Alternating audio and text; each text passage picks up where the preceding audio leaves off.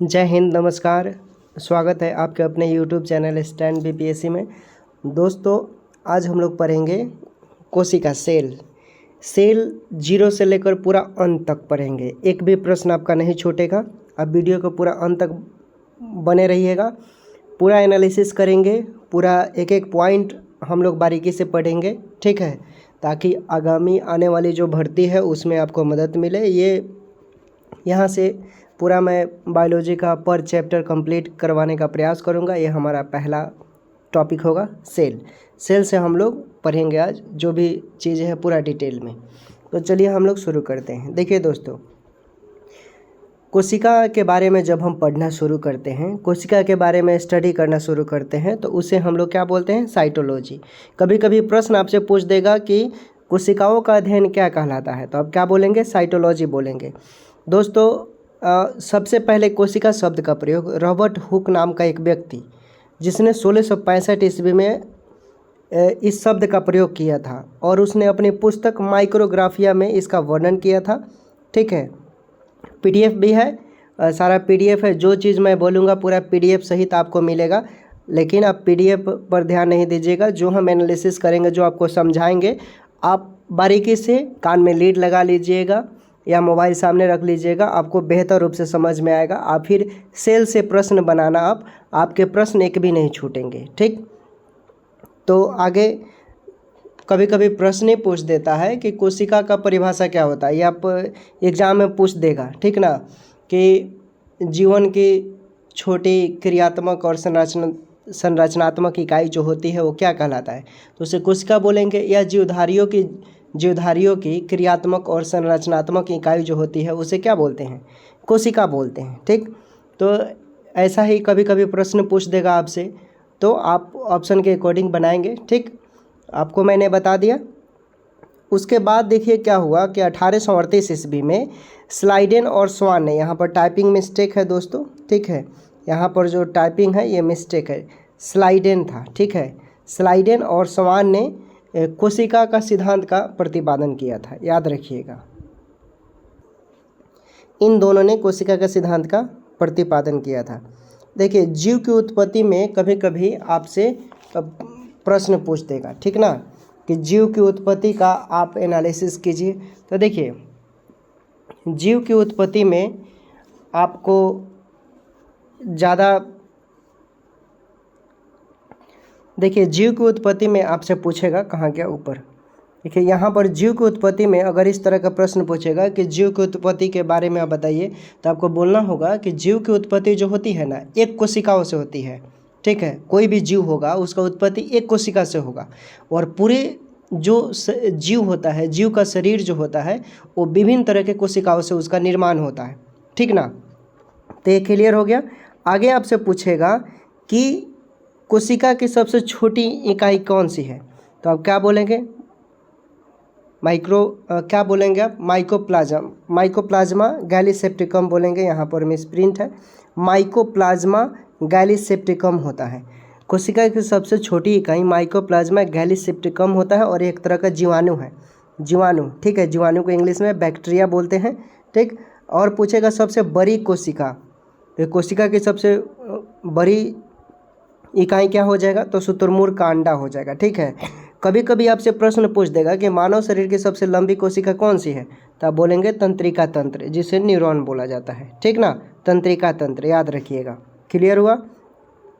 अब कभी कभी आपसे, अगर आप डिस्क्रिप्टिव मोड का एग्जाम देंगे तो उसमें आपसे पूछ देगा कि कोशिका का प्रकार। तो देखिए, कोशिका का प्रकार एक प्रोकैरियोटिक होता है और यूकैरियोटिक। यहाँ पर आप लोग ध्यान से समझने का प्रयास कीजिएगा।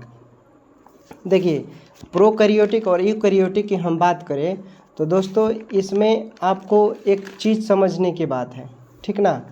इसमें क्या है कि देखिए, प्रोकैरियोटिक यानी जहाँ पर कैरियो, देखिए आपको लिख देते हैं हम, जहाँ पर कैरियो कब आता है ना, कैरियो शब्द का प्रयोग होगा, वो केंद्रक के लिए प्रयोग होता है। कैरियो का मतलब होता है केंद्रक, ठीक। और इसमें यूकैरियोटिक का यू का मतलब होगा ट्रू, ठीक है।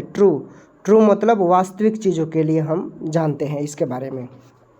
तो अब चलिए इसके बारे में हम बारी बारी से जानने का प्रयास करते हैं। ठीक है, प्रोकैरियोटिक और यूकैरियोटिक। ठीक, इसको हम फिगर के माध्यम से भी समझ सकते हैं। ठीक है, फिगर देख लीजिए यहाँ पर है। देखिए इसमें हम लोग को समझना होगा, एक यहाँ पर आ गया आपका प्रोकैरियोटिक और यूकैरियोटिक। तो थोड़ा सा और इसको छोटा कर देते हैं कि ताकि आपको दिखाई दे।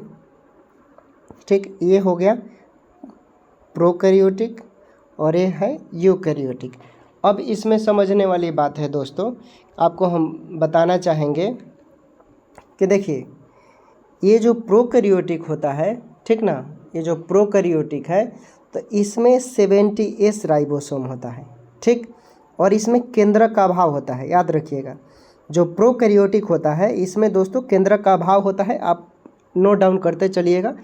ठीक है, प्रोकैरियोटिक में क्या होता है, केंद्रक का अभाव होता है और इसमें अनुवांशिक पदार्थ जो होता है, अनुवांशिक पदार्थ जो होता है व्यवस्थित क्रम में होता है, या डीएनए बोल सकते हैं, डीएनए या अनुवांशिक पदार्थ आप बोल सकते हैं। ठीक, और देखिए ये श्वसन कैसे करता है, ये देखिए ये लास्ट में आपको जो रेसे रेसे कर कर ये दिया है, इसको हम लोग मीसोसोम बोलते हैं। क्या बोलते हैं? मीसोसोम। ठीक है, और इस मीसोसोम के माध्यम से ये श्वसन करता है दोस्तों। ये क्लियर हुआ? देखिए एक और चीज़ इसमें ध्यान देने वाली बात है कि देखिए इसमें एक लेयर होता है, ये देख रहे हैं लास्ट में, ये जो लेयर है, ठीक है, ये लेयर है, लेयर के वजह से ये सांस लेता है। ठीक है, ये और इसमें डीएनए जो होता है वो डीएनए होता है लेकिन व्यवस्थित ढंग से नहीं होता है इसमें। ठीक, और देखिए अब यूकैरियोटिक की बात करें, यूकैरियोटिक में देखिए ये जो है आपका, ये क्या है, ये केंद्रक है। ठीक, ये क्या है दोस्तों? केंद्रक है। ठीक है, और इसमें डीएनए होता है, ठीक है ना, यहाँ डीएनए होता है लेकिन यहाँ व्यवस्थित होता है। डीएनए जो होता है वो सुव्यवस्थित ढंग मतलब अरेंजमेंट क्रम में होता है, और प्रोकैरियोटिक में जो डीएनए यानी अनुवांशिक, डीएनए का मतलब अनुवांशिक पदार्थ, मायने में बैठा लीजिए। तो इसमें जो डीएनए होता है वो व्यवस्थित क्रम में नहीं होता है, लेकिन इसमें जो डीएनए होता है वो व्यवस्थित क्रम में होता है, यानी अरेंजमेंट रेंज में होता है। ठीक, और इसमें केंद्रक होता है, और इसमें प्रोकैरियोटिक में केंद्रक नहीं होता है, और यूकैरियोटिक में दोस्तों इसमें केंद्रक होता है। ये क्लियर हो गया? अब देखिए कभी कभी आपसे पूछेगा प्रोकैरियोटिक में, तो आप पादप जगत के बारे में, प्रोकैरियोटिक का मतलब पादप जगत, एग्जाम्पल। ठीक, और यूकैरियोटिक में आपके क्या आ जाएंगे, मनुष्य आ जाएगा, दुनिया का कोई भी एनिमल या पादप जंतु। ठीक, ये यूकैरियोटिक में आएंगे। ठीक, इसमें कोशिका की संख्या जो होती है बहुत कम होती है। प्रोकैरियोटिक में जो कोशिका की संख्या होती है वो बहुत कम होती है, और इसमें दोस्तों ज़्यादा होता है। किस में ज़्यादा होता है? यूकैरियोटिक में जो कोशिकाओं की संख्या होती है वो ज़्यादा होता है। अब देखिए इसमें एक और चीज़ समझने वाली है। अब आपको हम बताना चाहेंगे कि प्रोकैरियोटिक, देखिए ये जो हो गया आपका, ठीक ना, ये जो छिद्र दिखाई दे रहा है इसको क्या बोलेंगे? इसको कोशिका द्रव्य बोलेंगे। ठीक है, लिखते चलिएगा। ये जो आपको दिखाई दे रहा है पानी जैसा, ये क्या है? कोशिका द्रव है। ठीक, और यहाँ पर जो आपको दिखाई दे रहा है, ठीक है, ये इसको क्या बोलते हैं? इसको आप बोलेंगे माइटोकॉन्ड्रिया। ठीक है, ये क्या बोलेंगे? इसको माइटोकॉन्ड्रिया बोलेंगे। ठीक ना, और इसको क्या बोलेंगे? इसको बोलेंगे आप, इसको बोलेंगे, ये भी माइटोकॉन्ड्रिया है। ठीक है, ये माइटोकॉन्ड्रिया ही है। ठीक ना, और इसमें लाइसोसोम होता है। यूकैरियोटिक में आपको लाइसोसोम मिल जाएगा, माइटोकॉन्ड्रिया मिल जाएगा, गोल्जिकाई बॉडी मिल जाएगा। ठीक है, लाइसोसोम देखिए ये जो है, ये जो दिखाई दे रहा है, ठीक है, ये सब क्या है? लाइसोसोम है आपका। ठीक है, क्लियर हुआ? तो ये हमारा क्या था? यूकैरियोटिक और प्रोकैरियोटिक। अब आगे देखते हैं हम। ठीक है, देख लीजिए यहाँ पर चित्र है। ठीक है, ये पादप कोशिका का, मैंने बोला था कि प्रोकैरियोटिक में पादप आते हैं। ठीक ना, ये दोनों इसमें हैं। ठीक, पादप और जंतु कोशिका दोनों का इसमें चित्र है। ठीक, और नीचे आपको एक मिलेगा यहाँ पर, ये आपके जंतु कोशिका का है। ठीक है, ये जंतु कोशिका का है। तो देख लीजिए ये पूरा एनालिसिस किया हुआ है यहाँ पर आपका। ठीक। ये देखिए बोले थे ना कि जो जो ये आपका होता है, ये जो द्रव जैसा दिखाई दे रहा है, ठीक है, ये द्रव जैसा, इसी को हम लोग क्या बोलते हैं, कोशिका द्रव, ठीक है। और ये जो है ये खुरदरी इंडोप्लाज्मिक मतलब अंतर्द्रवी जालिका बोलते हैं, ठीक है। और ये जो देखिए ये सब जो दिखाई दे रहा है आपको, ये क्या है, माइटोकॉन्ड्रिया होता है, ठीक है। ये क्या है, माइटोकॉन्ड्रिया।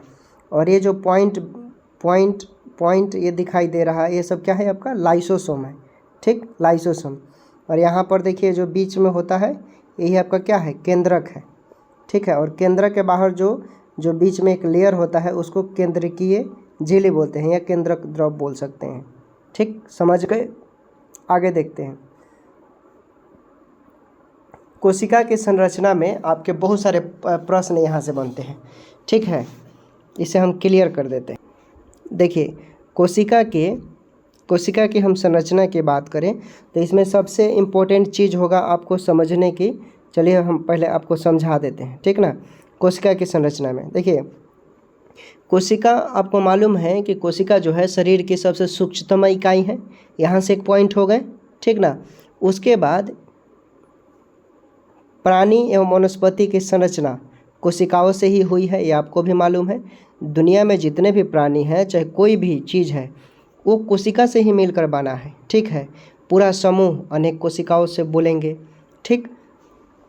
उसके बाद देखिए जो इम्पोर्टेंट पॉइंट है वही मैंने यहाँ पर नोट डाउन किया है, ठीक ना। जीवधारियों की कोशिकाएं भिन्न भिन्न आकार की होती हैं क्योंकि इनकी झिल्ली निश्चित प्रकार की होती है। जिसका निश्चित प्रकार का झिल्ली होगा, जाहिर सी बात है उनकी क्या होगा, कोशिकाएं अलग अलग होगी।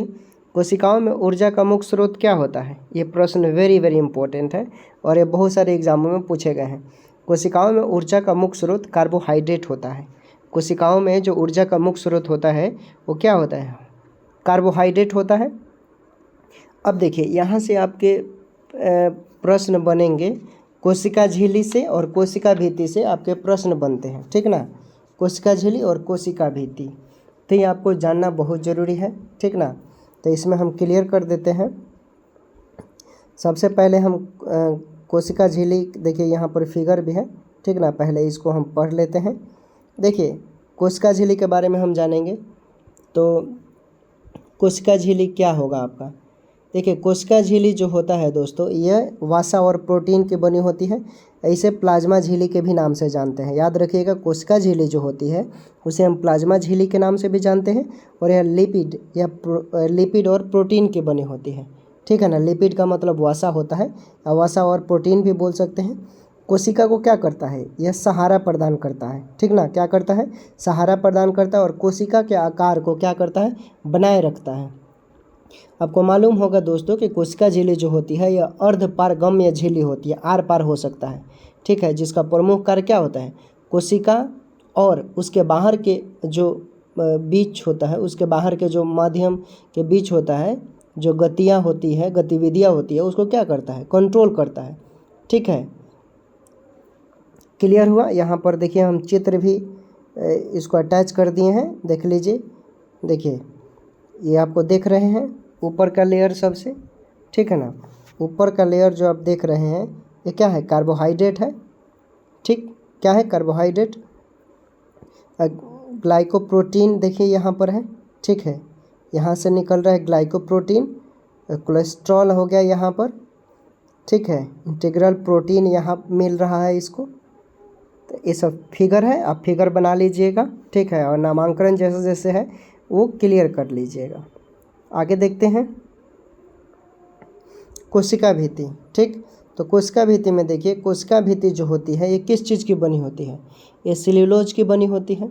सेल्यूलोज क्या होता है, एक तरह का कार्बोहाइड्रेट होता है। ये प्रश्न पूछेगा सेल्यूलोज क्या होता है, तो सेल्यूलोज एक कार्बोहाइड्रेट होता है, ठीक है ना। कार्बोहाइड्रेट में ये सेल्यूलोज हो जाएगा आपका क्या बोलते हैं, जैसे आपको हम बता देते हैं। सेल्यूलोज में जैसे कि मोनोसैकेराइड हो गया, डाइसैकेराइड हो गया, पॉलीसैकेराइड हो गया, ठीक है ना। तो ये पॉलीसैकेराइड और स्टार्च, ठीक है, ये सब क्या है, एक तरह का, जैसे आलू और चावल में ये सब सेल्यूलोज ज़्यादा पाया जाता है, ठीक है ना, पॉलीसैकेराइड के रूप में पाया जाता है। तो ये एक तरह का कार्बोहाइड्रेट है दोस्तों। यह पौधों की सबसे बाहरी आवरण होती है। तो कोशिका भित्ति जो होती है ये पौधे की सबसे बाहरी आवरण होती है, आपको भी मालूम है, और कोशिका झिल्ली के बाहर होती है। कोशिका भित्ति जो होती है कोशिका झिल्ली के बाहर होती है और यह पौधे, कवक तथा जीवाणुओं में पाई जाती है। तो कोशिका भित्ति जो होती है पौधे, कवक तथा जीवाणुओं में पाई जाती है। क्लियर हुआ? यहाँ पर फिगर देख लीजिए आप। ठीक, फिगर देखेंगे आप यहाँ पर दोस्तों। देखिए वैकल है, ये जो ऊपरी वाली जो परत होती है कोशिका भित्ति की, इसको वैकल बोलते हैं। और ये हो गया आपका केंद्रक, न्यूक्लियस जिसे बोलते हैं। ठीक, और ये जो केंद्रक के बाहर एक जो परत होती है, ठीक है ना, इसी को सेल वॉल यानी कोशिका भित्ति बाहरी परत है। ठीक, और इसमें देखिए ये जो लाल लाल दिखाई दे रहा है क्या है? माइटोकॉन्ड्रिया। और साइटोप्लाज्मा देखिए यहाँ पर है।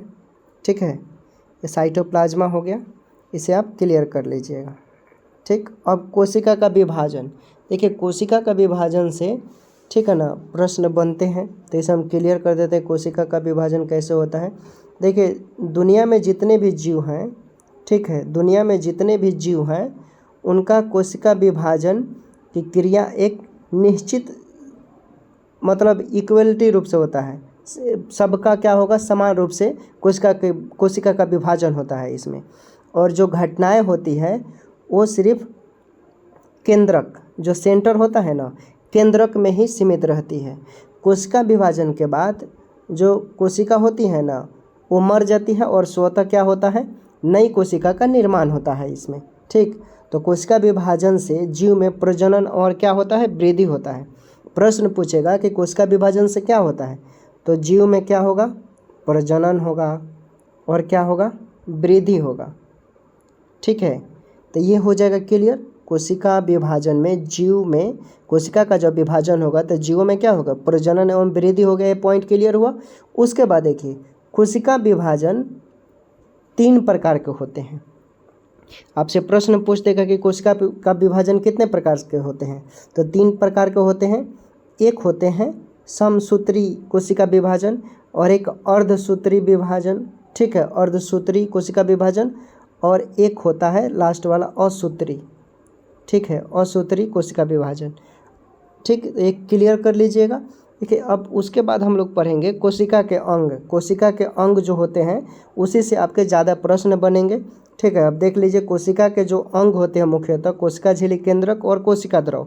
यही इसी में पूरा कोशिका से प्रश्न बनेंगे। इसी के अंदर बहुत सारे आपको लाइसोसोम, माइटोकॉन्ड्रिया, गुणसूत्र, डीएनए, राइबोसोम, रिक्तिकाएँ, क्लोरोप्लास्ट सब इसी में आ जाएंगे आपके। ठीक ना, तो इसमें हम लोग पढ़ेंगे। सबसे पहले कोशिका झिल्ली तो ऊपर आप पढ़ चुके हैं। ठीक है, कोशिका झिल्ली के बारे में पढ़ चुके हैं। अब हम लोग केंद्र के बारे में यहाँ से जानेंगे। ठीक है, तो चलिए हम केंद्र के बारे में आपको एनालिसिस कर देते हैं। देखिए केंद्रक कोशिका की क्या होती है? केंद्रक कोशिका की समस्त जितने भी क्रियाएं होती हैं ये सब केंद्रक के द्वारा ही होता है और केंद्रक में ही ये संपन्न होता है। ये नहीं रहेगा तो मुश्किल है। ठीक ना, कोशिका का निर्माण ही नहीं होगा। तो सभी यूकैरियोटिक कोशिकाओं में क्या होता है? जितने भी यूकैरियोटिक जीव होते हैं उसमें क्या होते हैं? केंद्रक होते हैं। जो कि प्रोकैरियोटिक में केंद्रक नहीं होता है, पहले ही मैंने बता दिया है। तो केंद्रक किस में पाया जाता है? तो दुनिया के जितने भी यूकैरियोटिक जीव हैं उसमें क्या पाया जाता है? केंद्रक पाया जाता है। प्रोटोजोआ प्राणी जो होता है तथा शैवाल और कवक जो होती है ना जातियाँ, उसमें एक से अधिक केंद्रक होता है। प्रश्न पूछेगा कि कौन से ऐसे जीव हैं जिसमें एक से अधिक केंद्रक पाए जाते हैं, तब बोलेंगे प्रोटोजोआ हो जाएगा। ठीक है, शैवाल हो जाएगा, कवक हो जाएगा। ठीक है, इसमें एक से अधिक केंद्रक पाए जाते हैं। याद रखिएगा, एक से अधिक केंद्रक किस में पाए जाते हैं? शैवाल, कवक, प्रोटोजोआ में पाए जाते हैं। ठीक है ना। केंद्रक आपका देखिए गोलाकार भी हो सकता है, अंडाकार भी हो सकता है और चपटा भी हो सकता है। ठीक ना, तो गोलाकार, चपटाकार, अंडाकार एक केंद्रक की क्या है? आकृति है। केंद्रक का आकार कोशिका के प्रकार एवं केंद्रक के कार्य पर निर्भर करता है। याद रखिएगा, केंद्रक का जो आकार होता है वो कोशिका के प्रकार और केंद्रक के कार्य पर निर्भर करता है। यानी शुष्क भाग के आधार पर केंद्रक में प्रोटीन जो होता है वो 70% प्रोटीन होता है, फास्फोलिपिड जो होता है 3.5% होता है और डीएनए जो होता है वो 10% होता है इसमें। ठीक। और आरएनए की बात करें तो आरएनए तो 2.3% होता है, ठीक है ना। तो केंद्रक में क्या क्या चीज़ होता है, तो प्रोटीन होता है, फास्फोलिपिड होता है, डीएनए, आरएनए, ये सब मौजूद होते हैं, ठीक है। तो क्लियर हुआ। तो केंद्रक के चारों ओर एक महीन कला होती है जिसे केंद्रक कला कहते हैं, ठीक। और इसमें क्या, जैसे फिगर में आपको दिखा कर बताते हैं, ठीक है। केंद्रक वाला ऊपर दिखा देते हैं।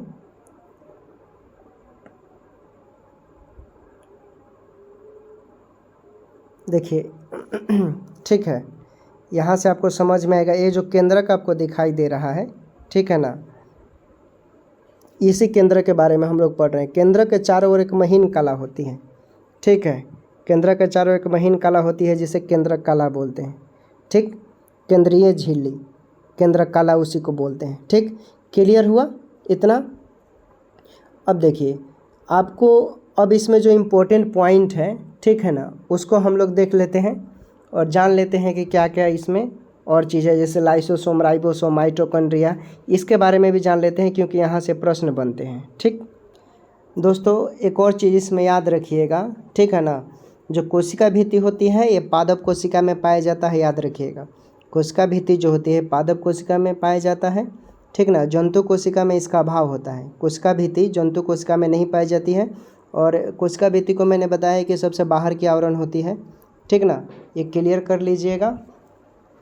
कोशिका भित्ति सेल्यूलोज की बनी होती है, ठीक है। इसके अलावा प्रोटीन, लिग्निन, हेमिसेल्यूलोज, फाइटिन, क्यूटिन, वही ये सब कार्बोहाइड्रेट का रूप है, ठीक। इसमें हम लोग को देखिए जीव द्रव्य के बारे में जानना है, ठीक। जीव द्रव्य, ठीक है ना, जीव द्रव्य एक टॉपिक है, उसके बारे में हम बता देते हैं और ध्यान से सुन लीजिएगा। देखिए जीव द्रव्य जो होता है ना, आपको मालूम होना चाहिए कि प्रत्येक कोशिका में, कोशिका के झिल्ली के अंदर पाए जाने वाला जो अर्धपारगम्य झिल्ली होता है ना, उसी को अर्धपारगम्य झिल्ली यानी चिपचिपा होगा, गीला गीला होगा, ठीक है ना, इसी को क्या बोलते हैं, जीव द्रव्य, ठीक है। जीव द्रव्य बोलेंगे, ठीक। इसके अंदर ये देखिए, ये जो है ना सब, ये ठीक, ये जो है दिखाई दे रहा है, इसी को जीव द्रव्य बोलते हैं। और जीवों में होने वाली जितने भी क्रियाएं होती हैं वो जीव द्रव्य के द्वारा ही संपन्न होती है। इसलिए जीव द्रव्यों को जीवन का भौतिक आधार कहा जाता है। प्रश्न पूछ देगा कि जीवन का भौतिक आधार किसे कहते हैं, तो जीव द्रव्य को कहते हैं। देखिए जो भी प्रश्न बन रहे हैं VVI है, ठीक है। एक कॉन्सेप्चुअल चीज़ें हम बता रहे हैं, फैक्चुअल नहीं। ऑब्जेक्टिव रटिएगा आपको भूल जाएंगे, लेकिन जब आपके माइंड में कॉन्सेप्ट क्लियर रहेगा तो आप कैसे भी, कोई भी घुमा फिरा कर प्रश्न पूछेगा तो आप आसानी से सॉल्व कर सकते हैं, ठीक। उसके बाद देखिए पुरकिंजे ने 1840 ईस्वी में और HB मोहल ने 1846 ईस्वी में, ठीक है ना, प्रोटोप्लाज्म का आविष्कार किया था। प्रोटोप्लाज्म को ही जीव द्रव्य बोलते हैं, ठीक ना। तो पुरकिंजे ने 1840 ईस्वी में पुरकिंजे, इसको थोड़ा भगा कर आपको हम एथी कर देते हैं कि ठीक रहेगा, पुरकिंजे लिख देते हैं ताकि आप लिख लीजिएगा, पुरकिंजे, ठीक। पुरकिंजे और एक और HB मोहल था, HB मोहल, ठीक है, HB मोहल। इसने क्या किया था, इन दोनों ने 1840 ईस्वी में जीव द्रव्य का खोज किया था, ठीक है, जिसे प्रोटोप्लाज्म कहा जाता है, ठीक। और इसमें आपको मालूम होना चाहिए कि जीव द्रव्य जो होता है 60 से 80% क्या होता है, जल होता है। और जिसमें कार्बनिक और अकार्बनिक पदार्थ क्या होते हैं, घुले रहते हैं दोनों में, ठीक है ना, कार्बनिक और अकार्बनिक पदार्थ। और कार्बनिक और अकार्बनिक पदार्थ कैसे मालूम चलेगा, जैसे कि शक्कर हो गया, नमक हो गया, खनिज हो गया, ठीक ना। ये अनेक पदार्थ आयन और अणु के रूप में घुले रहते हैं, ठीक।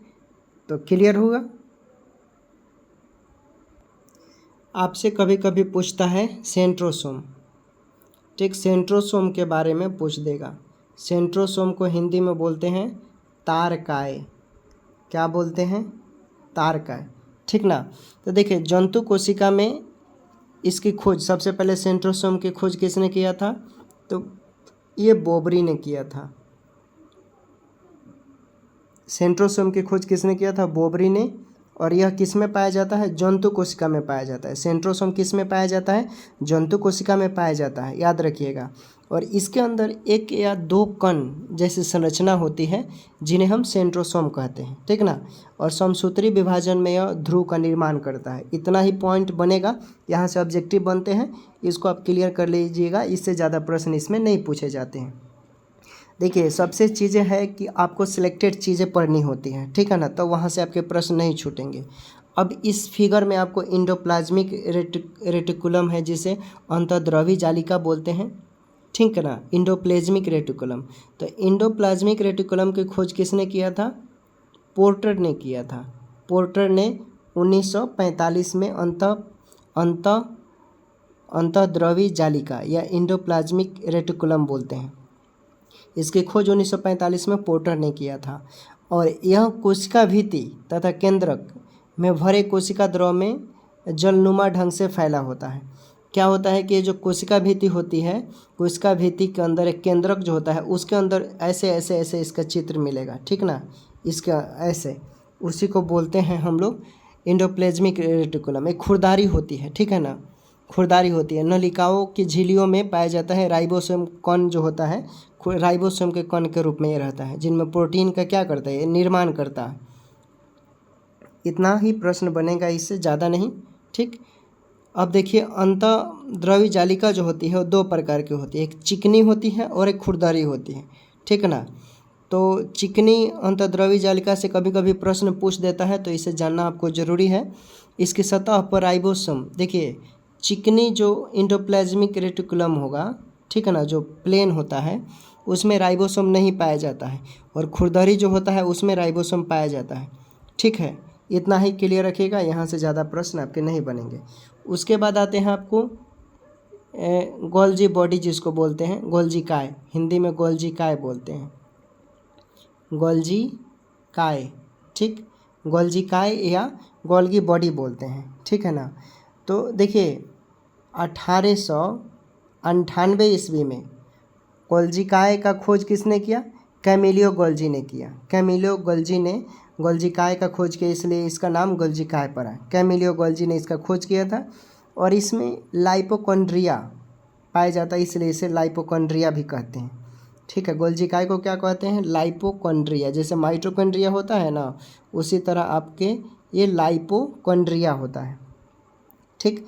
उसके बाद यह नीले हरे शैवाल की तरह होता है। जीवाणुओं, माइटोकॉन्ड्रिया को छोड़कर अन्य सभी जीवधारियों की कोशिकाओं में यह पाया जाता है। प्रश्न पूछेगा कि गोल्जी काय कहाँ पाया जाता है, तो यह नीले हरे शैवाल, जीवाणुओं और माइकोप्लाज्मा को छोड़कर जितने भी जीवधारी हैं, जितने भी जीवधारियों के अंग हैं, उस सब में ये पाया जाता है गोल्जी काय। 3 गो चीज़ को छोड़कर जो गोल्जी काय होता है वो हरे नीले शैवाल को छोड़कर, जीवाणु को छोड़कर और माइकोप्लाज्मा को छोड़कर बाकी जितने भी जीवधारियों का अंग है सब में गोल्जी काय पाया जाता है। पौधे में गोल्जिकाओं को डिक्टियोसोम भी कहते हैं। आपने पौधा जो देखा होगा, ठीक है ना, तो पौधों में गोल्जिका को क्या बोलते हैं? डिक्टियोसोम बोलते हैं, डिक्टियोसोम, ठीक है, डिक्टियोसोम बोलते हैं। पौधों में गोल्जिकाओं को हम लोग क्या बोलते हैं? डिक्टियोसोम, ठीक। तो यहाँ से ज़्यादा प्रश्न नहीं बनेंगे, गोल्जिकाय से जितना बताया इतना ही क्लियर हो गया। उसके बाद राइबोसोम से वेरी वेरी इंपॉर्टेंट, राइबोसोम से बहुत ज़्यादा प्रश्न पूछे जाते हैं, ठीक ना। राइबोसोम से बहुत ज़्यादा प्रश्न पूछे जाते हैं। कोई भी कंपटीशन हो गया, चाहे मेडिकल फील्ड का, चाहे कोई भी, ठीक है ना, भारत का कोई भी कंपटीशन उठे, राइबोसोम से बहुत ज़्यादा प्रश्न पूछे जाते हैं। सबसे पहले जान लीजिए कि राइबोसोम का खोज 1955 ईस्वी में किया गया। किसके द्वारा किया गया? तो जेई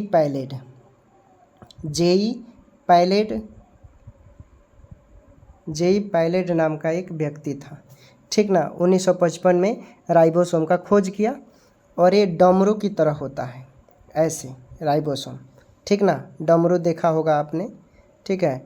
और इसका जो व्यास होता है 140 एंगस्ट्रम से लेकर 160 एंगस्ट्रम तक होता है, बहुत छोटा होता है। और यह प्रोटीन संश्लेषण में बहुत सहायक होता है, प्रोटीन का फैक्ट्री भी इसे बोला जाता है, ठीक ना। तो प्रोटीन संश्लेषण का कार्य कौन करता है? तो राइबोसोम। और राइबोसोम का निर्माण कहाँ होता है? राइबोसोम का निर्माण कहाँ होता है? तो ये केंद्रक में होता है, राइबोसोम का निर्माण, मैंने शॉर्ट फॉर्म आर से राइबोसोम, ठीक। तो राइबोसोम का निर्माण केंद्रक में होता है और राइबोसोम जो होता है प्रोटीन और आरएनए से बनी एक संरचना होती है और इस पर कोई आवरण नहीं होता है। राइबोसोम जो होता है, ठीक है, ये प्रोटीन और आरएनए से बनी संरचना होती है, ठीक। इस पर कोई आवरण नहीं होता है। राइबोसोम दोनों प्रकार की कोशिकाओं में पाया जाता है, एक प्रोकैरियोटिक और यूकैरियोटिक, दोनों में पाया जाता है। इसे प्रोटीन का फैक्ट्री बोलते हैं, याद रखिएगा। क्लियर हुआ राइबोसोम। अब लाइसोसोम के बारे में जान लेते हैं। लाइसोसोम से भी प्रश्न बहुत पूछे जाते हैं। लाइसोसोम, ठीक ना।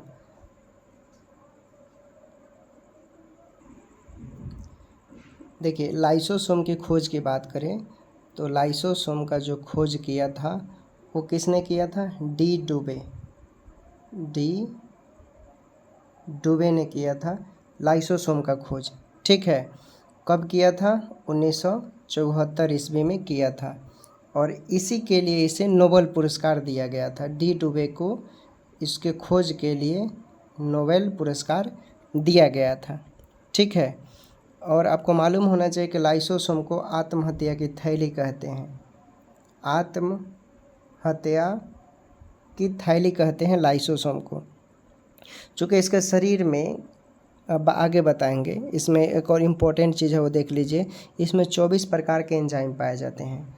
लाइसोसोम में 24 प्रकार के एंजाइम पाए जाते हैं, ठीक है। और इसका व्यास जो होता है, इसका व्यास नोट कर लीजिए, ये भी प्रश्न पूछ देता है। इसका व्यास 21 माइक्रोन से लेकर 0.80 माइक्रोन तक होता है।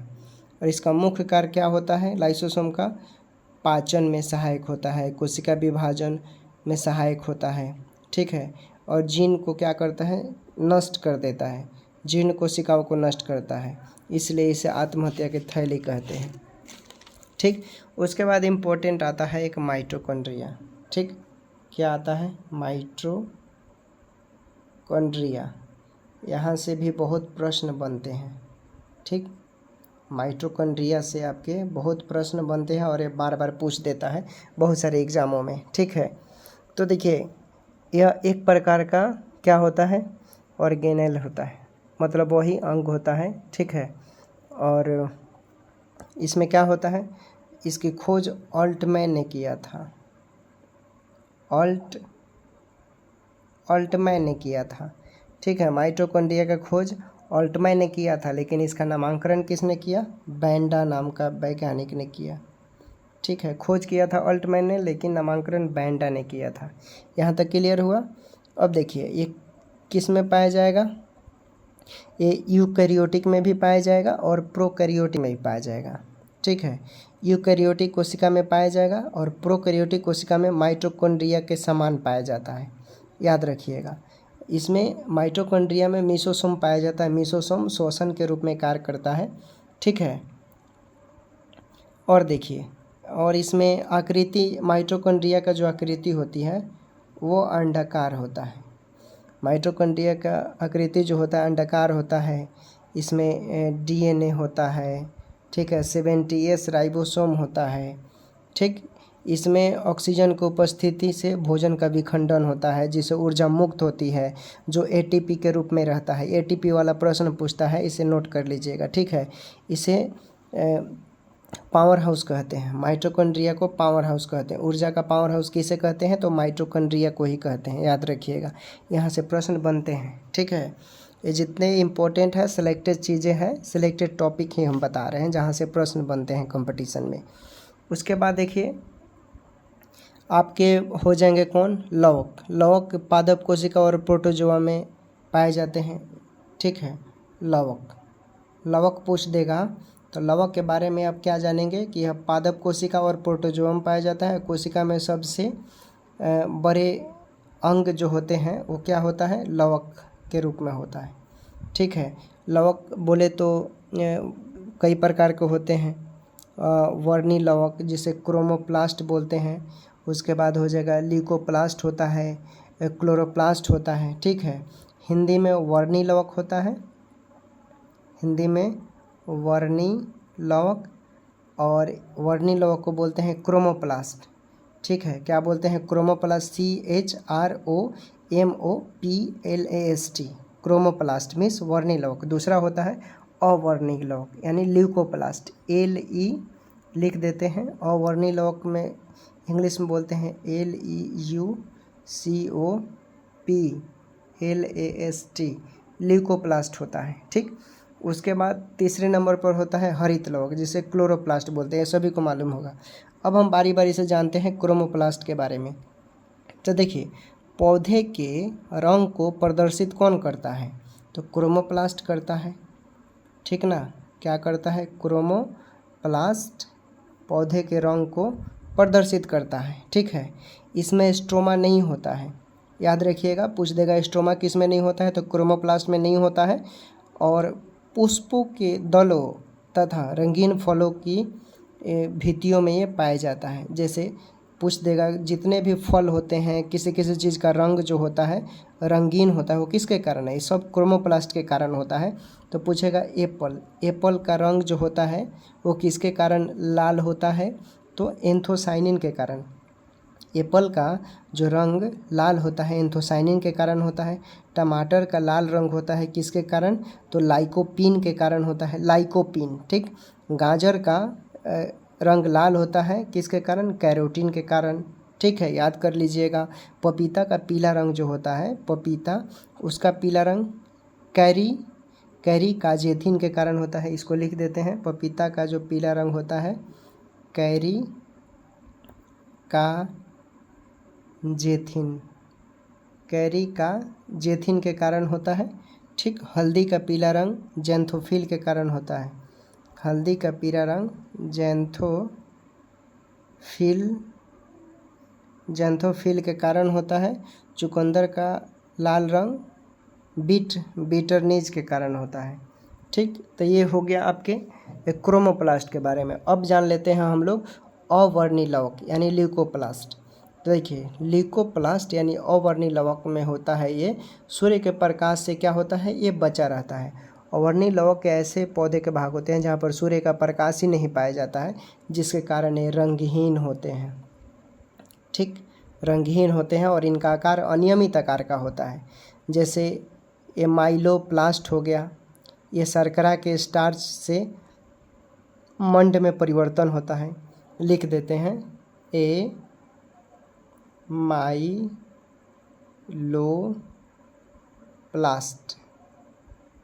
ठीक है, ये माइलोप्लास्ट ये क्या होता है? ये शर्करा के स्टार्च से मंड में परिवर्तन होता है। इलायोप्लास्ट एक होता है। ठीक है, इलायोप्लास्ट ये बीजों में क्या होता है? प्रोटीन का संचय करता है, भूमिगत जमीन के अंदर होता है। उसके बाद लास्ट वाला इम्पोर्टेंट क्लोरोप्लास्ट होता है। ठीक है, क्लोरोप्लास्ट इसका खोज सिम्पर ने किया था 1885 ईस्वी में। किसने किया था क्लोरोप्लास्ट का खोज?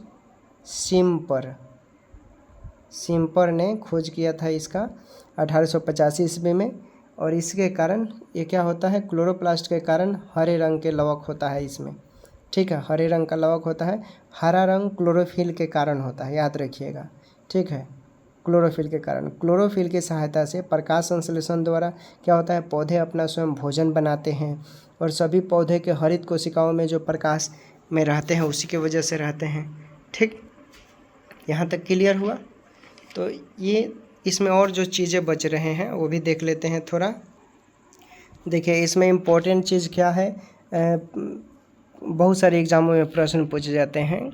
एपीकल्चर का अध्ययन क्या कहलाता है?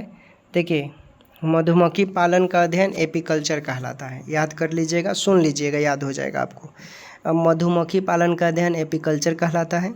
मधुमक्खी पालन का, मैं दो बार बोलूँगा ताकि आपको दोबारा पढ़ने का जरूरत ना पड़े। मधुमक्खी पालन का अध्ययन एपीकल्चर कहलाता है। मधुमक्खी पालन का अध्ययन एपीकल्चर कहलाता है। रेशम कीट पालन का अध्ययन सेरीकल्चर कहलाता है। रेशम कीट पालन का अध्ययन सेरीकल्चर कहलाता है। रेशम कीट पालन का अध्ययन सेरीकल्चर कहलाता है। ठीक, मधुमक्खी पालन का अध्ययन एपीकल्चर, रेशम कीट पालन का अध्ययन सेरीकल्चर, याद हुआ। उसके बाद मत्स्य पालन का अध्ययन पिसिकल्चर, मत्स्य पालन का अध्ययन पिसिकल्चर, ठीक। मधुमक्खी पालन का अध्ययन एपीकल्चर, रेशम कीट पालन का अध्ययन सेरीकल्चर और मत्स्य पालन का अध्ययन पिसिकल्चर, याद हो गया। उसके बाद कोको का अध्ययन माइकोलॉजी, कोको का अध्ययन माइकोलॉजी कहलाता है, ठीक। और शैवालों का अध्ययन फाइकोलॉजी कहलाता है, शैवालों का अध्ययन फाइकोलॉजी। और पुष्पों का अध्ययन एंथोलॉजी कहलाता है, पुष्पों का अध्ययन एंथोलॉजी। और फूलों का अध्ययन पोमोलॉजी कहलाता है, फूलों का अध्ययन पोमोलॉजी कहलाता है, ठीक है। ऑर्निथोलॉजी पक्षियों का अध्ययन कहलाता है, ऑर्निथोलॉजी मतलब पक्षियों का अध्ययन कहलाता है, ऑर्निथोलॉजी पक्षियों का अध्ययन कहलाता है। उसके बाद एंटोमोलॉजी, एंटोमोलॉजी मीन्स कीटों का अध्ययन, कीटों का अध्ययन एंटोमोलॉजी कहलाता है, कीटों का अध्ययन एंटोमोलॉजी कहलाता है। या पूछ देगा एंटोमोलॉजी मतलब कीटों का अध्ययन, ठीक। डेंड्रोलॉजी, डेंड्रोलॉजी बोलेगा तो वृक्षों एवं झाड़ियों का अध्ययन कहलाता है, ठीक। सैरोलॉजी छिपकलियों का अध्ययन कहलाता है, सौरोलॉजी छिपकलियों का अध्ययन। सिल्वीकल्चर यानी काष्ठी पेड़ों का संवर्धन कहलाता है, ठीक। उसके बाद और कोई खास प्रश्न नहीं बनते हैं, ठीक ना। एडवर्ड जेनर, इन्होंने 17वीं शताब्दी में चेचक के टीके का आविष्कार किया, इसलिए इन्हें टीकाकरण विज्ञान का जनक कहा जाता है, एडवर्ड जेनर को, ठीक है। याद रखिएगा। सर्वप्रथम अरस्तु ने 384 से 322 ईस्वी में अपने पुस्तक हिस्टोरिया एनिमेलिया में 500 जंतुओं का अध्ययन किया, इसलिए इन्हें जंतु विज्ञान का पिता कहा जाता है और जीव विज्ञान का पिता अरस्तु को ही कहा जाता है। वनस्पति विज्ञान का पिता उत्पत्ति बोलेगा, वनस्पति विज्ञान की उत्पत्ति का लैटिन शब्द वेस्टेन होता है, वेस्टेन से हुई है, ठीक है, जिसका मतलब थियोफ्रेस्टस होता है, ठीक ना। अर्थ हो गया चरना, याद रखिएगा, इसलिए इसे वनस्पति विज्ञान का पिता कहा जाता है थियोफ्रेस्टस को। इसने 500 पौधों का स्टडी किया था। हिपोक्रेटस की बात करेगा तो ये पौधे एवं जंतुओं की विभिन्न बीमारी का अध्ययन किया। लिनियस ने अपनी पुस्तक सिस्टम नेचर में संपूर्ण जीवधारियों को 2 जगत में बांटा, पादप जगत जंतु जगत। आगत हम लोग पढ़ेंगे, ठीक है। पूछ देगा, हो कभी कभी पूछता है कि मनुष्य का वैज्ञानिक नाम तो होमोसेपियंस बोलिएगा, मेढक का वैज्ञानिक नाम तो राना टिग्रिना होता है, बिल्ली का फेलिस डोमेस्टिका होता है, कुत्ता का कैनी फैमिलियरिस होता है, गाय का पोस्निडिक्स होता है, ठीक है। ये सब याद कर लीजिएगा, ये पूछता है प्रश्न कभी कभी, ठीक है ना। तो मिलेंगे अगले वीडियो में, ठीक है ना। जो भी चीज़ें था PDF हम टेलीग्राम पर भेज देंगे, ये ले लीजिएगा आप लोग, ओके। बिल्कुल फ्री ऑफ कॉस्ट, कोई चार्ज नहीं। टेक केयर, बाय बाय, फिर मिलेंगे नेक्स्ट वीडियो में।